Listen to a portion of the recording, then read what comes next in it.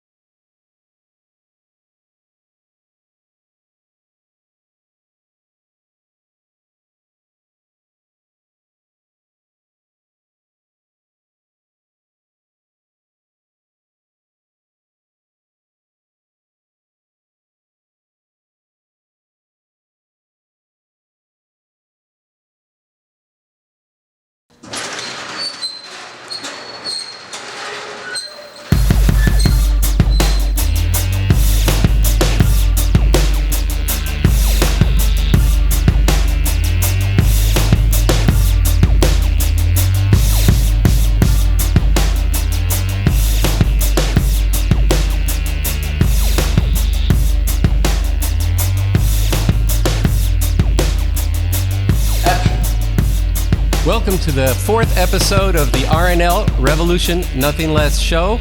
We're back here in our garage in Los Angeles on a cold, damp day, but we have a really good show for you today. It should be very informative. The Revolution Nothing Less show is a show about the objective need for an actual and total revolution, a show that digs into the world as it is and how it could be radically transformed. We are bringing to you, and we are working with the new communism developed by Bob Avakian. And in an interview with Ardea Skybreak, who is an advocate for the new communism and for the work of Bob Avakian, was trained as an evolutionary biologist. She said that Bob Avakian has been developing the theory to advance the science of communism, to advance the science of revolution, to more deeply explain where these problems come from, what the strategy is for getting out of this mess, what the methods and approaches should be to stay on track and actually build a better world, and to build a society most human beings would want to live in. And this interview you can find on Revcom.us. The title is Science and Revolution on the Importance of Science and the Application of Science to Society, and the New Synthesis of Communism and the Leadership of Bob Avakian. And as I said, this is on Revcom.us, and this show is produced in association with Revcom.us. My name is Andy Z, and I'm the host of the show. I'm here with Sansara Taylor and Luan. And maybe, Luan, you could once again tell our viewers about our safe practices in this time of COVID. So, once again, we're keeping our distance. We got our masks and hand sanitizer ready, and just like everyone's learned more in the recent period, people should be wearing their masks outside. We take ours off when we're talking, and I'm glad to be here with y'all on this fourth episode. That's it.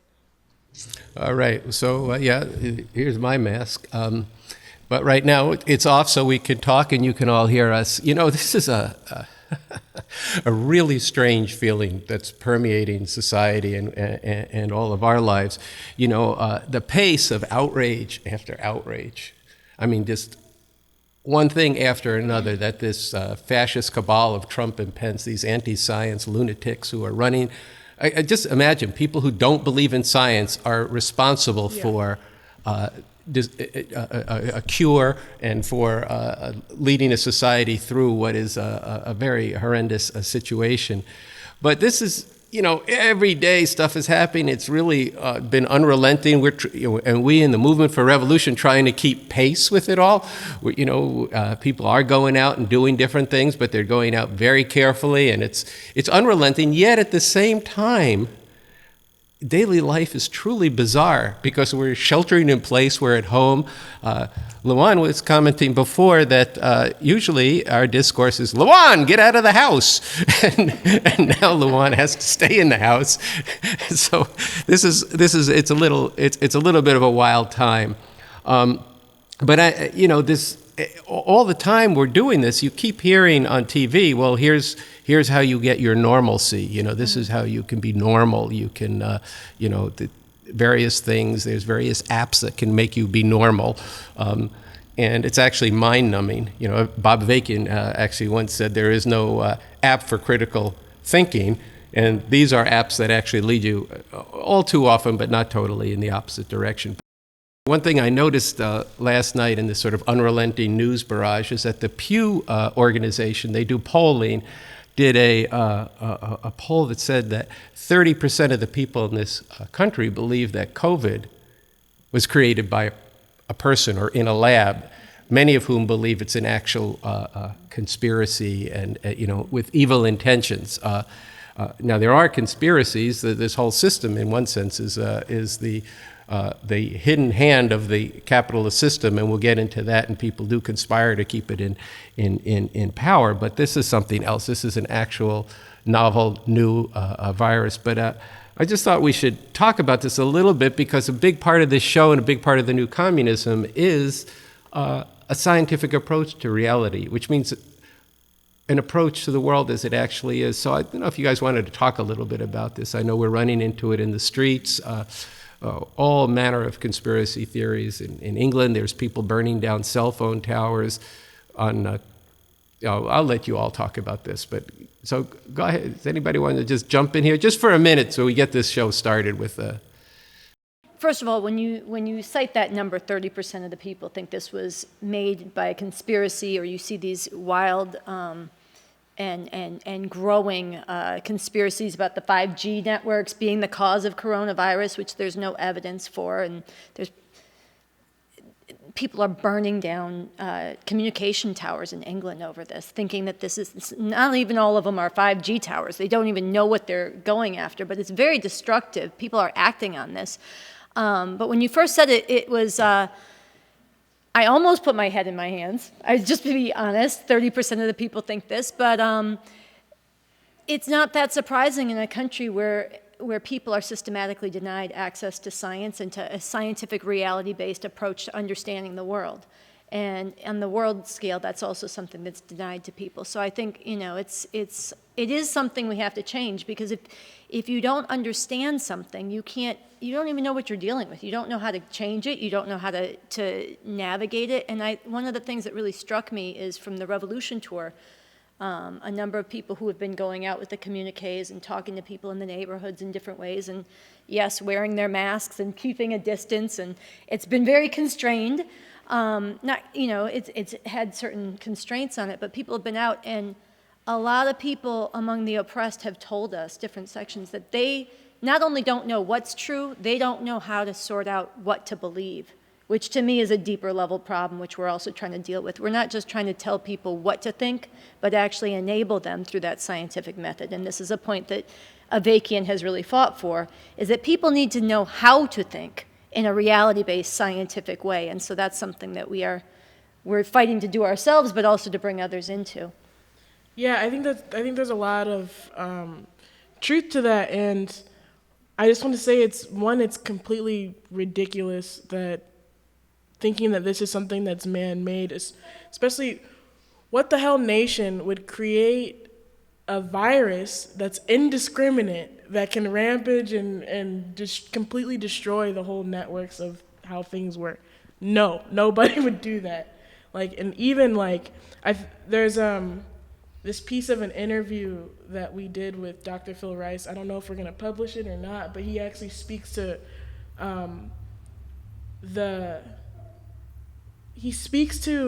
some of the particularities of the virus that actually show how this is actually something that couldn't be man-made. Yeah, my recollection is... Yeah, you want to say? I was just going to say, my recollection, because I hadn't heard all of this, and it wasn't like he was saying definitively where coronavirus came from, but he was describing how difficult it would be, how difficult it is to create a virus intentionally, and then even more difficult to make a virus that would be contagious among humans and this rapidly spreadable. And it just, anyway, there's an element of that I was unfamiliar with. Well, one of the things that concerns me here is that this virus is out there, and it's going to take science to figure out how it's functioning, how rapidly it's spreading, and what is the protocol, and what is the actual medical way that we are going to develop a vaccine to actually halt its spread.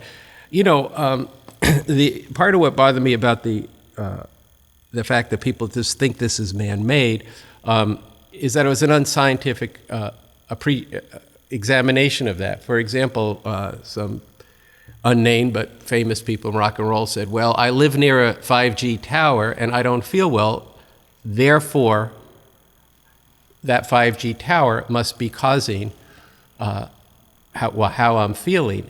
And that causality, that coincidence does not explain the actual essence of that reality. So this is important. Now, Dr. Phil Rice also said that we know that the U.S. government has engaged in all kinds of germ warfare and developed biological weapons, and it's not out of the question that there could be biological weapons developed by any number of these capitalist imperialist states. That seems highly, highly unlikely, and we actually know some things about how it developed. Now, here's where, if somebody said this is a conspiracy in the sense that with 7 going on 8 billion people on the planet, we're encroaching on nature, we're living in closer proximity to to various species of animals who have different viruses, and that, and with no regard for either any other species or our own or the environment, that's giving rise to this, I would say, well, that'd be something that's really worth looking at. And I also don't know that much about 5G towers, but I do know that nobody has offered proof of this, and spreading this conspiracy is a shortcut, an easy way to explain something that is actually extremely serious and leads people away from what actually is important now, which is the scientific root of this thing, but also the savage inequalities of this society that are giving rise to this, which is a lot of what we've been exploring in this show, the pre-existing conditions of capitalist system and the governments that are administer that system all around the world, enforce that system through really brutal dictatorships. Some of this is becoming much more evident to people as fascist governments, including and especially the one in this country, the Trump-Pence regime, are in power, and people are seeing a much more naked hand of how this system does nothing other than perpetuate these savage inequalities. This is a big part of the theme of today's show.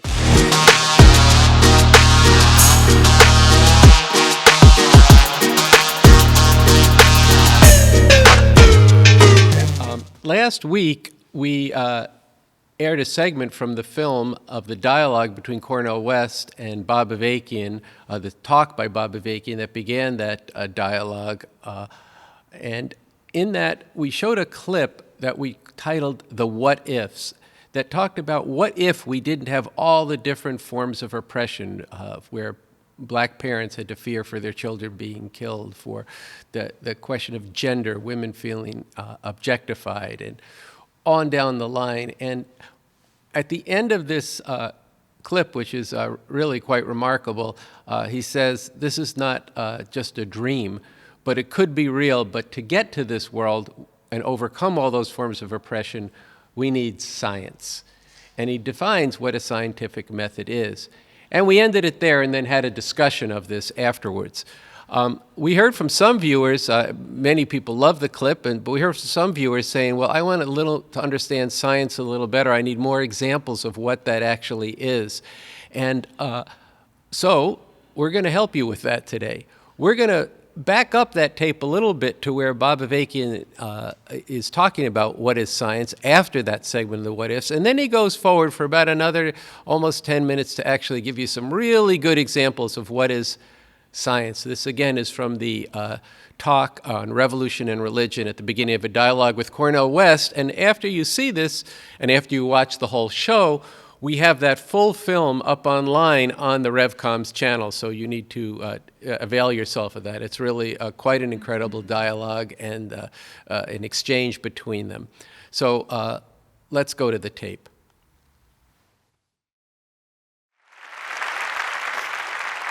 But to make this a reality, we need to understand things as they actually are and as they actually could be.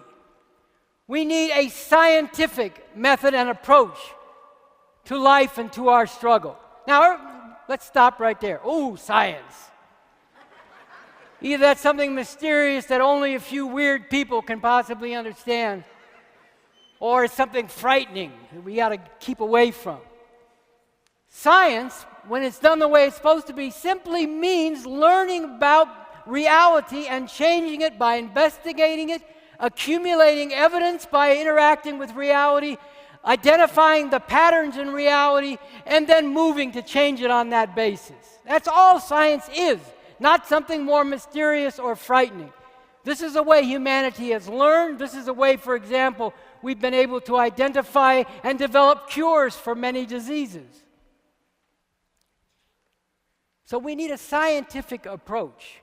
To take a very important example, once again going back to the Bible, a scientific method and approach, proceeding on the basis of evidence drawn from reality, shows that all species, including human beings, have come into being through evolution, and that the account of creation in the Bible is not and cannot be true.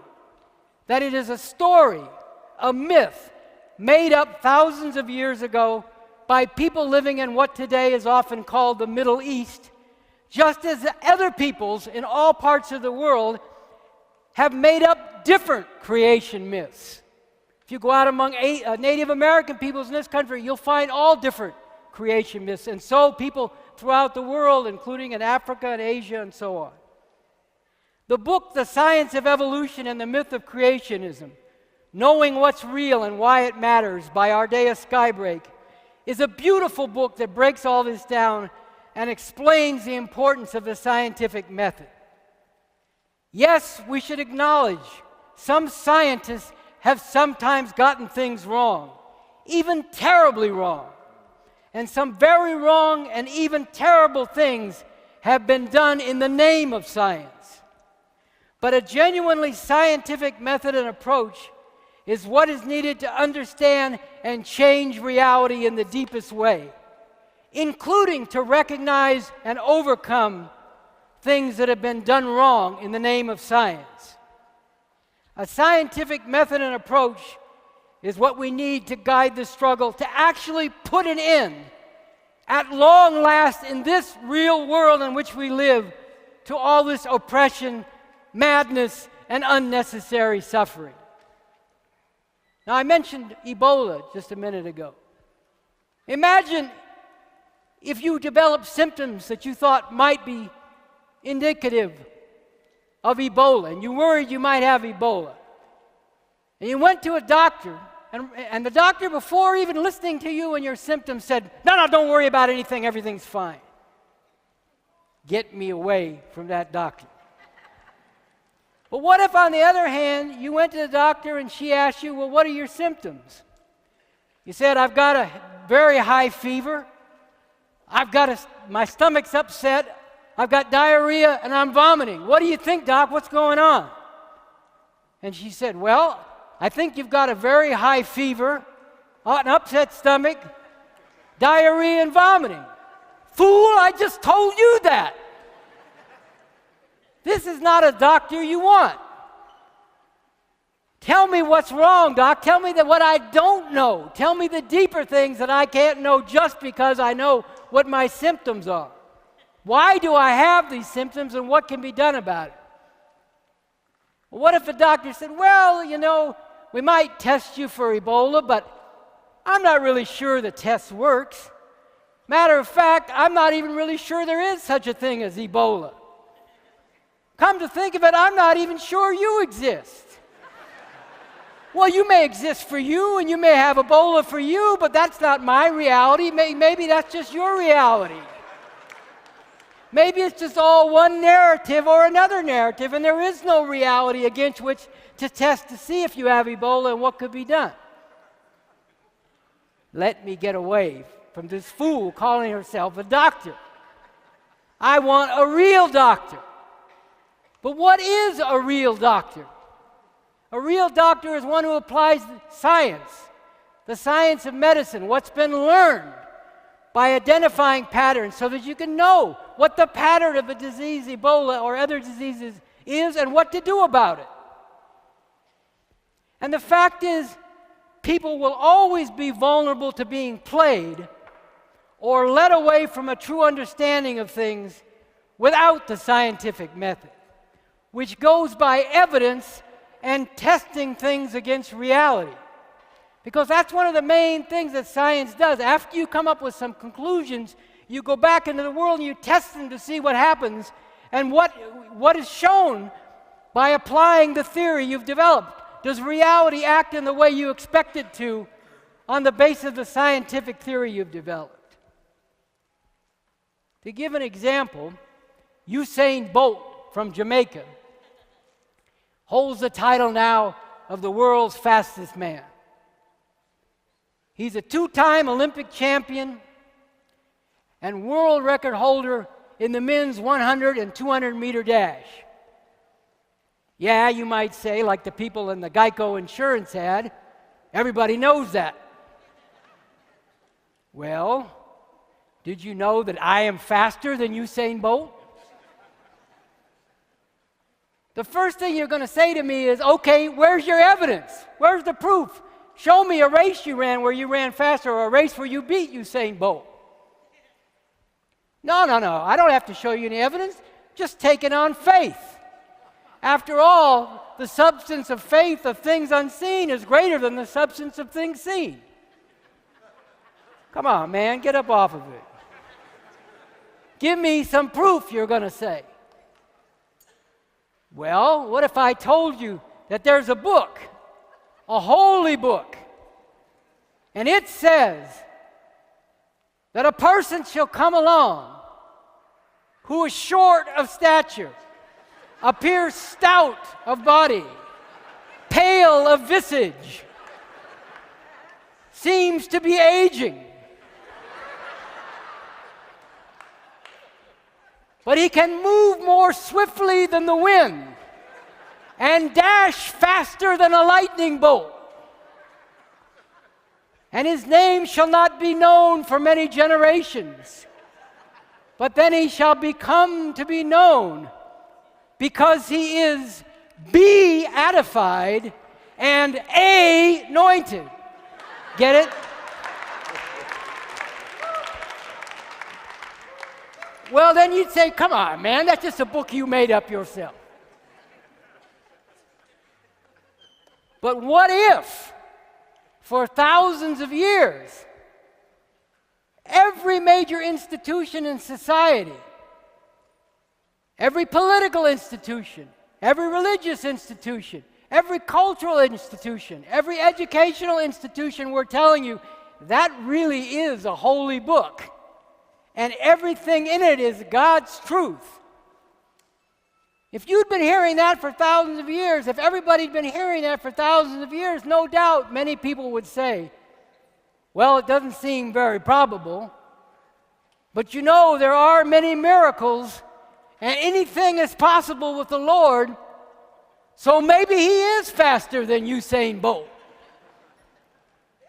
No, we have to go by evidence and testing things against reality. You have to think critically about everything and not take anything in any book or that anybody says without looking into it and thinking critically about it.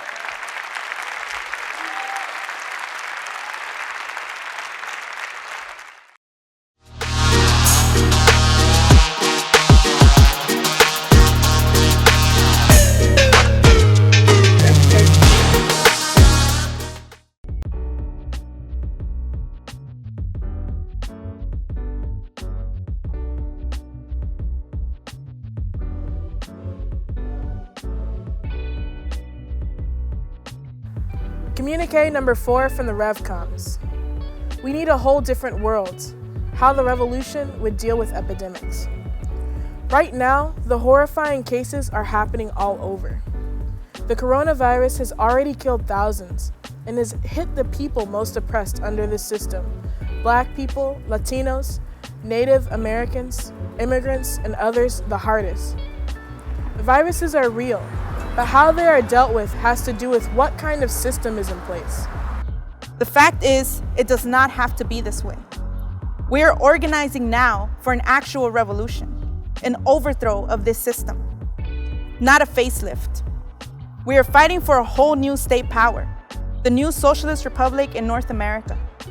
And here is what that socialist society would do. 1. The revolutionary power would prepare for disasters like this and not leave society defenseless.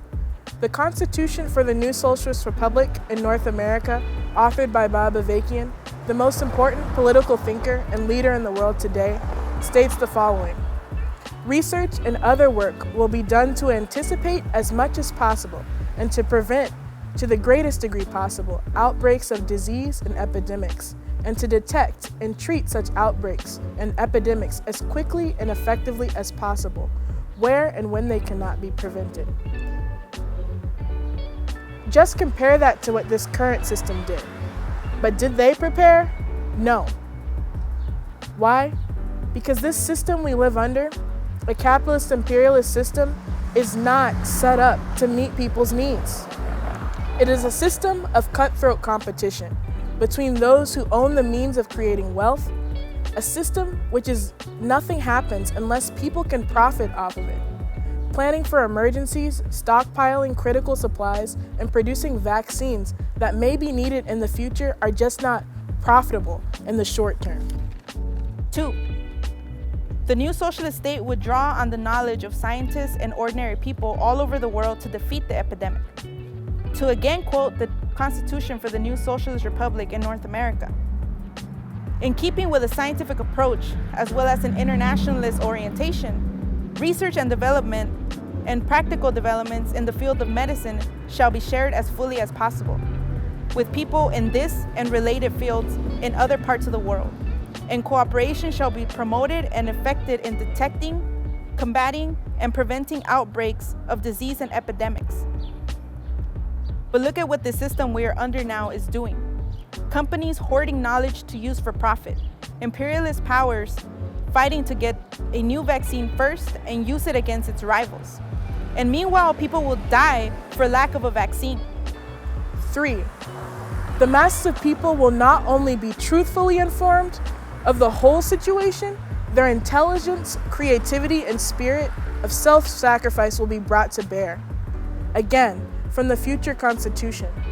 And the treatment of disease and in other aspects of medicine, the sensibilities as well as the experience and knowledge of patients and of people broadly shall be taken into account and drawn on fully as a basic requirement and a basic resource in the practice of medicine and development and application of medical science.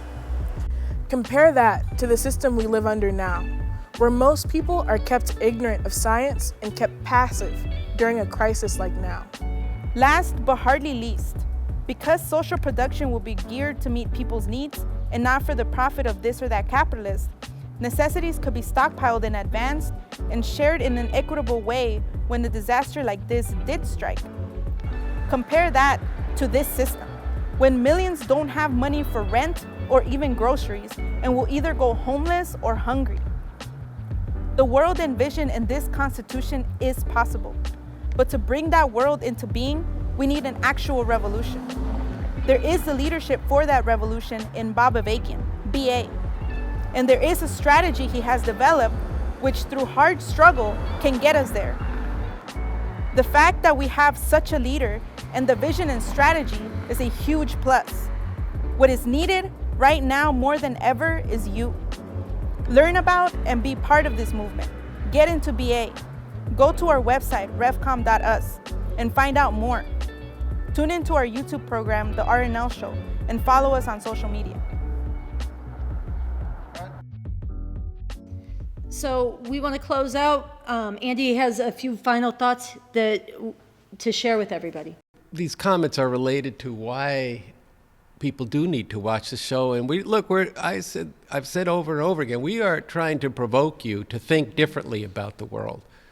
We know that actual revolution, is not what most people are thinking about now, let alone for a communist revolution. And we're talking about the new communism. People don't know about this, and they need to know about it. But we need to get into this. And I was speaking at the beginning of the show. We began talking about this contradiction between the normalcy that is being put on us all the time in a very abnormal situation. It's abnormal where everybody's sheltering home, all the businesses are closed, but yet there's a million apps now. You can have a TikTok party at home. You can do this. You can learn to crochet. You can cook. Don't forget the spices. All this reinforcement of normalcy. But that's what goes on all the time.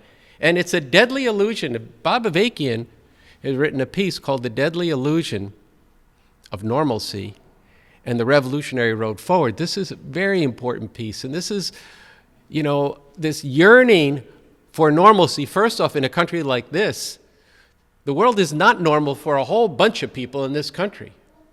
A whole bunch of people are suffering terribly, and on a world scale, it's off the charts in terms of the way of life in this country and what it means. But this is a very important piece. It gets into a lot of ideological questions. But look, we got to be honest about this. People thinking about, I got to get mine. I'm going to play my video games. Selfies, all this kind of. I got to make my money. I got to think about. In the face of this virus, I got to think about my family. That's what comes first. Well, does it, or does humanity come first?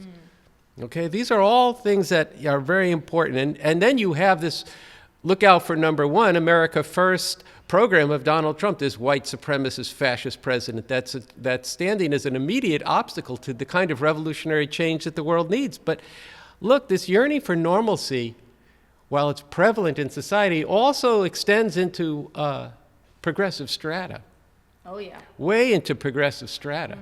I mean, you know, look, I extended on behalf of all of us an invitation to the people who are so disappointed at Bernie dropping out of the presidential race, and I commended to you an important piece by Bob Avakian in that regard. But, you know, faced with this, there's tremendous disillusion, and also two different poles that people are thinking, oh, we've got to burrow in more into the system. And then there are those that worry the establishment, including those who are for Bernie, about people who are starting to think about not Bernie's revolution, but an actual revolution. And I was watching a segment of Anna Kasparian, who's normally on the Young Turks, but she's got a new show on the Jacobin website. And she was drawing precisely the wrong conclusion from the Bernie why he didn't succeed in the primaries, and recognizing that he also was ganged up on. And I'm going to quote a bit selectively here, but this is all things she said. She says, I think it's irrefutable that Americans do get turned off by the word revolution. If you talk to voters, they will say, I just don't have the stomach for revolution now. I just want normalcy. I just want normalcy. Well, what does normalcy actually mean under this system?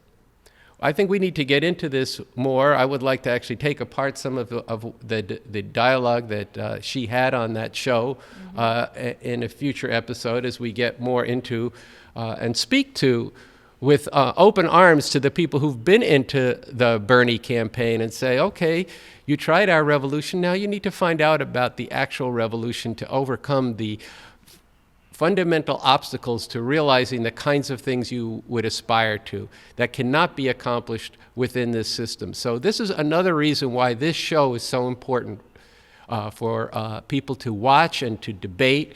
And I will also extend an invitation to any Bernie people who want to come and have a principled debate about this to come onto the show, because I think that would be a very important part of creating a societal-wide debate between revolution and reform. So I think we're going to wrap up episode 4 with this, and we'll see you on the flip side next week for episode number 5 of the RNL Revolution Nothing Less show.